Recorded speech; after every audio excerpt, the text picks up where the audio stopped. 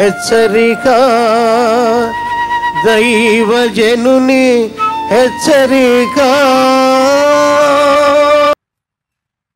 నాబాలు కాలేబు వంశానికి పుట్టినోడు, వచ్చినోడు. కాలేబు ఎవరు తెలుసా మీకు? నిండు హృదయంతో దేవుణ్ణి వెంబడించినోడు అండి. ఎవరండి కాలేబు? నిండు హృదయంతో. ఇంకా హృదయంలో వేరే దేనికి చోట్లేదు. ద బెస్ట్ ఒకటే డిగ్రీ ఆయనకి. ఆయన గురించి పెద్దగా బైబిల్లో రాయలేదు. మోషే గురించి రాసినంత, యెహోషువ గురించి రాసినంత లేదు అక్కడ. Is a silent person.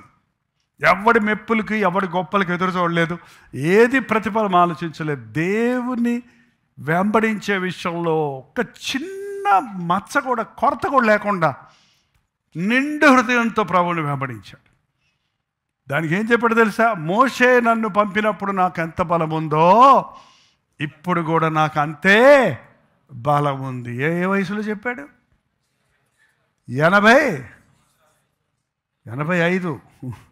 85 సంవత్సరాల వయసులో అంటున్నాడు. నాకు 45 సంవత్సరాల్లో ఎంత బలం ఉందో 85 సంవత్సరాల్లో కూడా నాకు అంతే బలం ఉంది. నాకు ఏదన్నా ఇవ్వండి పర్వాలా. పంచిపెడుతున్నాడు యెహోషువ, స్థలాలు పంచిపెడుతున్నాడు అన్నమాట. ఈయన ఒక్కడే సీనియర్ మోస్ట్. యెహోషువ తర్వాత ముఖ్యమైన వాడు ఎవరో? కాలేబే. యెహోషువ అని దేవుడు కోరుకున్నాడు, కాలేబుని వదిలేశాడు. మనమైతేనా ఏం అలుగుదము? Never mention, never bothered about it. దాని గురించి ఏమి, ఈ లోకంలో భూమిని పంచిపెడతాం ఏంటండి? ఒక చీఫ్ మినిస్టర్ పోయి ఇంకో చీఫ్ మినిస్టర్ వస్తే ఏం గొడవరా బాబు వీళ్ళకి. నీ స్థానంలో ఇంకొకటి నిలబడితే గిరు జర్రలు పావులు పాకుతున్నాయి అంత ఒక ఆమె. నేను పాడాల్సిన స్థలంలో ఆమె పాడుతుంది పాట. ఏం పోయిందండి? ఏం పోయింది? నిన్ను వలే నీ పొరుగు వాడిని ప్రేమించమన్నాడు ప్రభు. అలాంటి వంశంలో నుంచి వచ్చాడండి కాలేబు. ఎంతగా ఆశీర్వదించబడ్డాడు. నాకు గట్టి ఇది బంజరు భూమి ఇచ్చేయ్యా పర్వాలేదు, నాకు బలం ఉంది, నేను సాగు చేసుకుంటా. ఏంటండి, అందరికీ మంచి మంచి నీరు పారుదల ఉన్న సేదపరిచిన భూములు ఇస్తుంటే ఆ మిగిలిపోయింది నాకు ముందు అనలేదు, మిగిలిపోయింది అది నేను చూసుకుంటానులే పర్వాలేదు. అరే తుప్పలు ఉన్నాయ్యా, ముళ్ళ పొదలు ఉన్నాయా, రాళ్ళు రప్పలు ఉన్నాయా, నేను బాగు చేసుకుంటా. రెడీమేడ్ సంఘాలు కావాలి వాళ్ళ పాస్టర్ గారులకి. స్పేడ్ వర్క్ చేయరు, దున్నకుండా, ప్రయాసపడకుండా, కన్నీరు గడవకుండా, చెమట గార్చకుండా ఒక వ్యవసాయదారుడు మంచి పంట పండించగలడా? అలాంటి కుటుంబంలో నుంచి వచ్చాడు. అంతగా దేవుడిని ప్రేమించాడు. అలాంటి వంశంలో నుంచి వచ్చాడు. పండిత పుత్ర పరమ సొంట అన్నట్టు కాలేబు వంశస్థుడు ఎంత బాగుండాల్సినోడు. కాలేబును బట్టి దేవుడు అతనికి ఆస్తి ఇచ్చాడు. మిగులు ఆస్తిపరుడు నాబాలు. ఎక్కడి నుంచి వచ్చింది ఆస్తి? ఎక్కడి నుంచి వచ్చిందండి? ఎక్కడి నుంచి వచ్చింది? నీకున్న జ్ఞానం, నీకున్న ఆశీర్వాదం, నీకున్న వాక్యానుభవం, నీకున్న దీవెనలు ఎక్కడి నుంచి వచ్చాయి? ఏంటంటే కల్వరి చర్చిలో పెరుగుతున్న వారికి ఉన్న బైబిల్ నాలెడ్జ్, ఇక్కడ పెరుగుతున్న వారికి ఉన్న క్రమశిక్షణ, ఇక్కడ ఉన్న వారికి నేర్చుకున్న ప్రార్థనలు, ప్రపంచంలో ఉన్న ఇప్పుడు చెప్తున్నారు. ఎక్కడికి వెళ్ళి వేరే సంఘాలకు వెళ్ళినప్పుడు చెప్తున్నారు, ఆ కల్వరిలో మేము ఉపవాస ప్రార్థనలో చేసిన ప్రార్థన మేము మర్చిపోలేకపోతున్నాం. అలాంటి సహవాసం మాకు దొరకటం లేదు. అందుకే మేమే ప్రార్థన ప్రారంభిస్తున్నాం. మేమే 10 మందిని చేసి ప్రార్థనలు నడిపించుకుంటున్నాం. ఈరోజు కృతజ్ఞత లేదండి. మనం ఏమై ఉన్నాం? అది దేవుని కృప వల్లే ఉన్నాం. మన పితరుల ప్రార్థన, మనకిచ్చిన సంఘ ప్రార్థన, సంఘములో ఒక సంఘాన్ని దేవుడు దీవించినప్పుడు సంఘంలో ఉన్న అందరినీ దీవిస్తాడు ఆయన ఆటోమేటిక్గా. కష్టపడకుండానే మనలో అనేక మంది ఆశీర్వదించబడుతున్నాం. అది గుర్తుపెట్టుకోవాలి. నిన్ను బట్టి నీ పిల్ల తరాలను ఆశీర్వదిస్తాడు అబ్రహాము చెప్పిన మాట. కాలేబు ఆస్తిస్తే ఆస్తి చూసుకొని మూఢుడైపోయాడు. దావీదెవడో, దేవుడెవడో అంటే బైబిల్ తెలియదు అతనికి. దావీదు అంటే ఎవరు? దావీదు వంశం ఏంటి?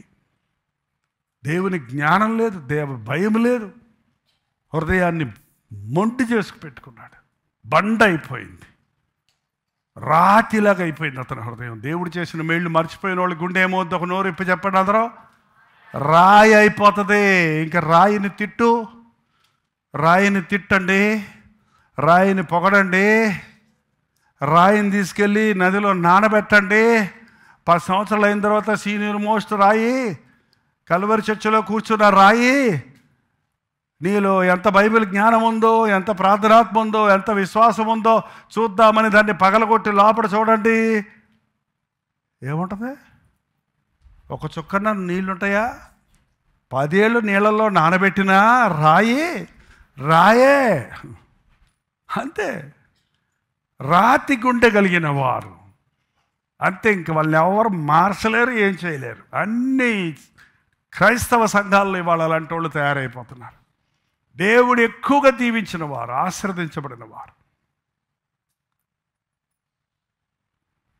తన గుండె రాతిలాగా బెకసకపోయాడట. అబిగయీలు వచ్చి చెప్పగానే రాయిలాగా బెకసకపోయి అలాగే డాముంచి వచ్చాడు. రాళ్ళు ఏరేయి, ఉపవాస ప్రార్థనలో రాళ్ళు ఏరేసుకో. చిన్న రాయి అయినా సరే, కఠినంగా ఉన్న కఠినత్వం, మూర్ఖత్వం, అజ్ఞానం, అవిశ్వాసం, చిన్న చిన్న దోషాలు, ఇంకొకరి హృదయాన్ని గాయపరిచి దాని గురించి లెక్క చేయనివాడు, ఇంకొకరు చేసిన అపకారాన్ని మనసులో ఉంచుకొని క్షమించలేనివాడు తన హృదయాల్లో రాళ్ళు పోగు చేసుకుంటున్నాడు. సూర్యుడు అస్తమించే వరకు నీ కోపము నిలిచి ఉండనీయకండి. ప్రార్థన. పరిశుద్ధుడా, ప్రేమగల తండ్రి, మరొకసారి నాయన నీ సన్నిధిలో మేము మోకరి ఉన్నామయ్యా. మా హృదయాలను పరిశీలించుకుంటున్నామయ్యా. ఈ సంవత్సరాంతంలో నాయన నీవు చేసిన మేళ్ళు తలంచుకుంటూ నీవు ఆశించిన స్థాయికి చేరాలని విరిగిన హృదయాలతో నిన్ను వెతకడానికి మా ముందున్న ఈ కొద్ది రోజులు నాయన మా హృదయాలను తండ్రి తవ్వుకోవడానికి సహాయం చేయాలి.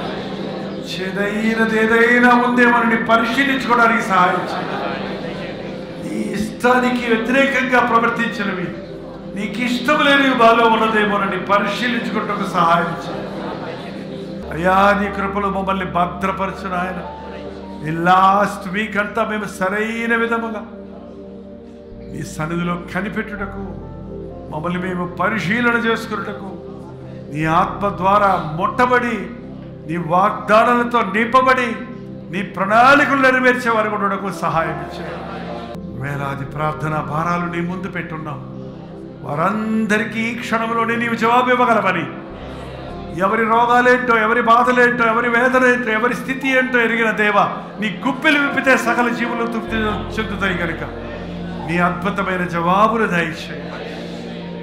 నువ్వు తగిన ప్రార్థనాత్మనిచ్చి తిరిగి వెళుతుండగా మాకు తోడుని నడిపించమని క్రీస్తు నామములో అడుగుచున్నాను తండ్రి, ఆమేన్. మన తండ్రి అయిన దేవుని యొక్క ప్రేమయు, కుమారుడైన క్రీస్తు యొక్క కృపయు, ఆదరణకర్త అయిన పరిశుద్ధాత్మ యొక్క సహవాసము కూడి వచ్చిన మనందరికీ ఇప్పుడును సదాకాలమును తోడై ఉండును గాక. ఆమేన్, ఆమేన్, ఆమేన్.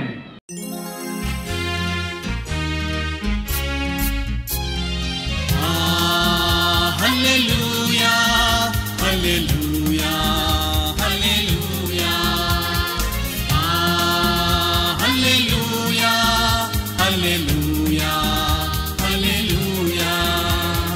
కలువరి ప్రేమే మధురం, కలువరి ప్రేమే మధురం, కలువరి ప్రేమే మధురం, కలువరి ప్రేమే మధురం. హల్లెలూయా, హల్లెలూయా, హల్లెలూయా, హల్లెలూయా, హల్లెలూయా, హల్లెలూయా.